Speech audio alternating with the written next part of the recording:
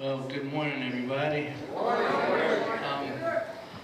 It's blessed to be able to stand up here before y'all, considering, where I was a couple of Sundays ago. Not being able to walk or anything like that, and not really understanding why. We got to the bottom of that, and basically, the pain management doctor was overdosing me, and I didn't know it.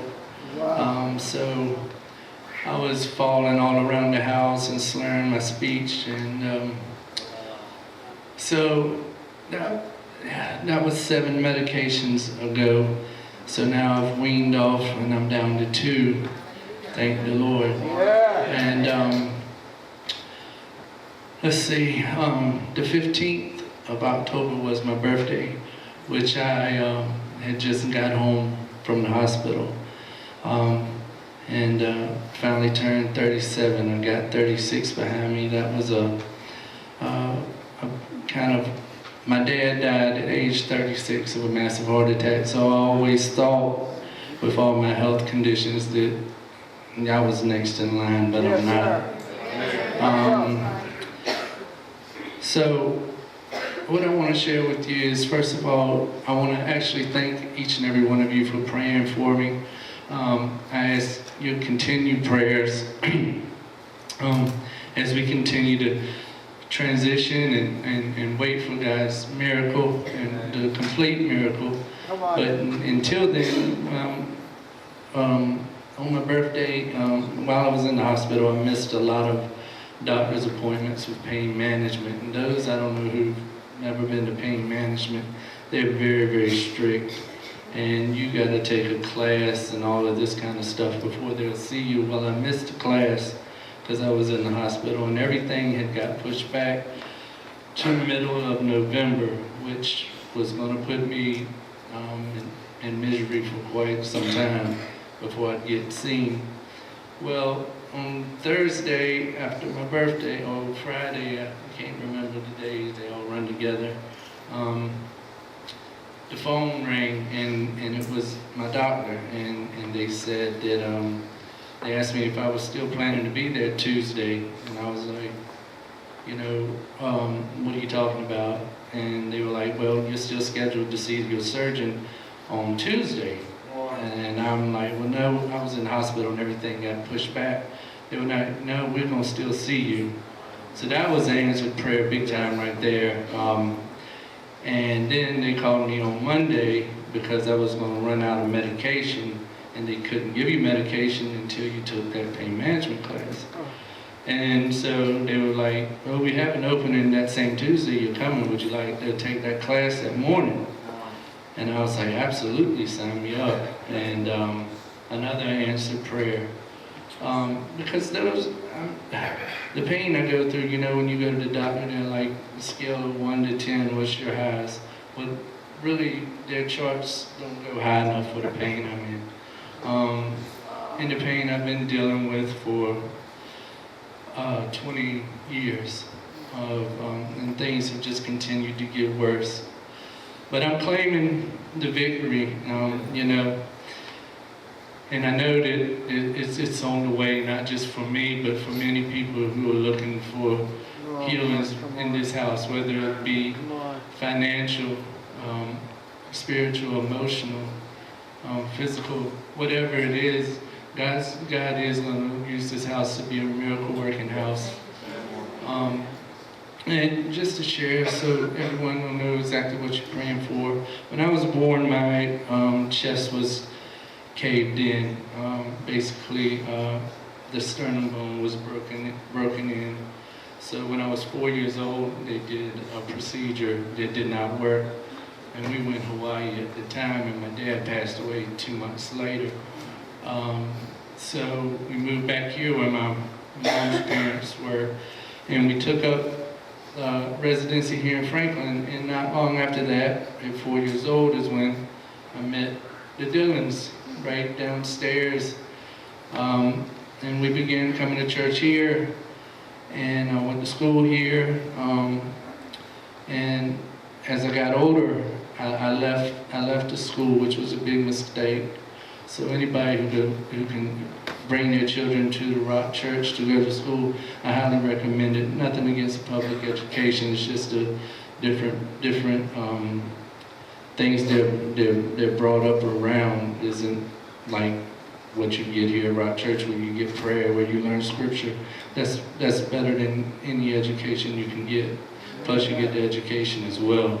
But I left and went out into the world, became an alcoholic, drug addict. I sold drugs. I did it all. I'm very ashamed of myself, but I know I've been forgiven.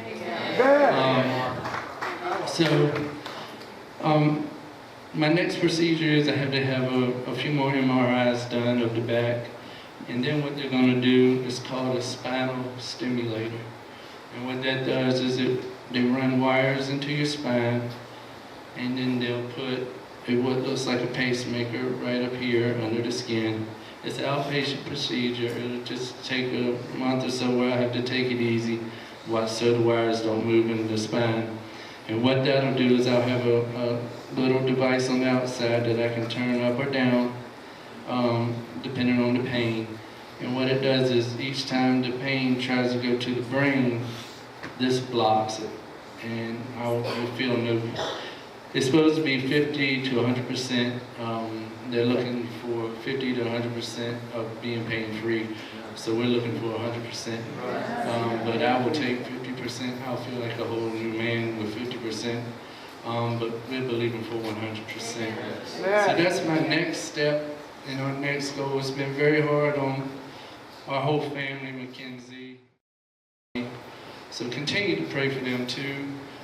But after last Sunday service, of course I've been out of work going on 7 months and still trying to get disabilities and haven't received it yet. That's pretty difficult too when you lose one's whole wage. But we've been richly blessed by different people in the church, and I want to just thank each and every one of you for that, and as well as your prayers. But continue to lift them up too, because it's hard, especially for Holly, to see her mom, for those of you know what she's going through, and then see her husband, who's only 37, struggling as well.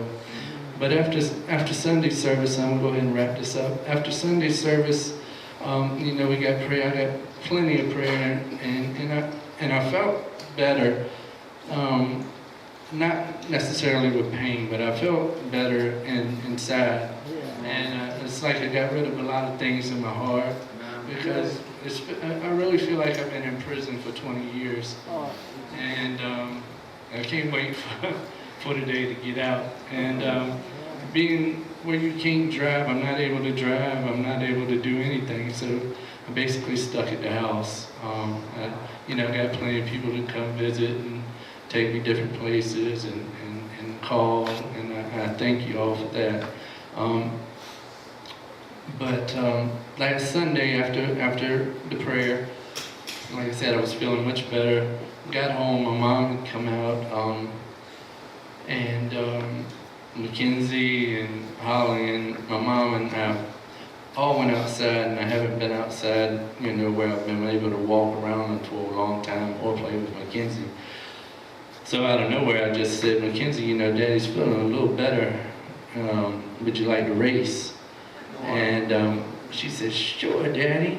So I said, I'll give you a 5-second head start. And so we raced, and we raced, and we raced, and I haven't done anything like that with her or with anybody. So that right there is a miracle.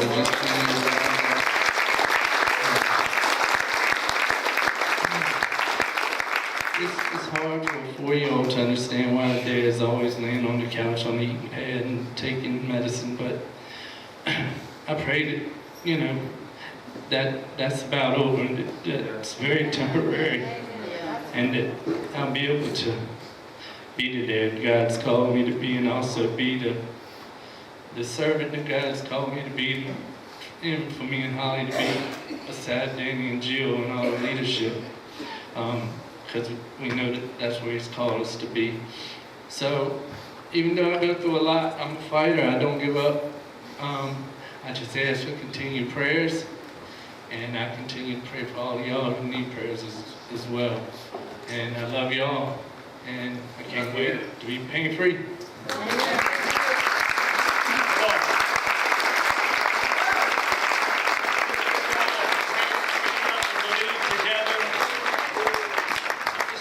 Worship team to come up and get behind Derrick and I.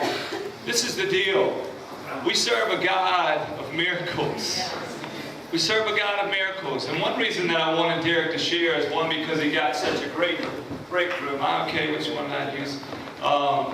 Such a great breakthrough. And he was like, man, I was able to run with Mackenzie. It's just like the devil continues, just like Aunt Cicero was saying, get in your ear. It's like, oh, you're not healed, and you can't do this, you can't do that. And Derrick's heart is to serve the kingdom and to serve this house. It's one of the reasons why he's in such attack. And same thing with Holly. And bottom line is, they were pushing back his appointment until next month, and he was dejected on his birthday. And a couple of days later, they moved all of it up, which is miraculous in itself. And then this surgery has been around for 30 years. He just didn't know about it. The bottom line is, we trust God to serve, to give us those miracles.